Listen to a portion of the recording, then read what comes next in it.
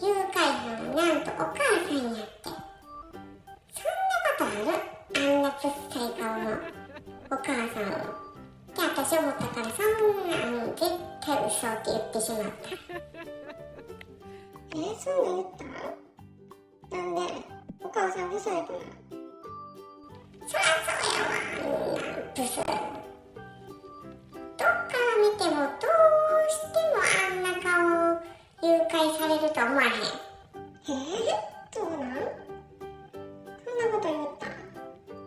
お母さんブスって？ほんでもう、花子はご飯いらんな。そんなこと言うんやったら。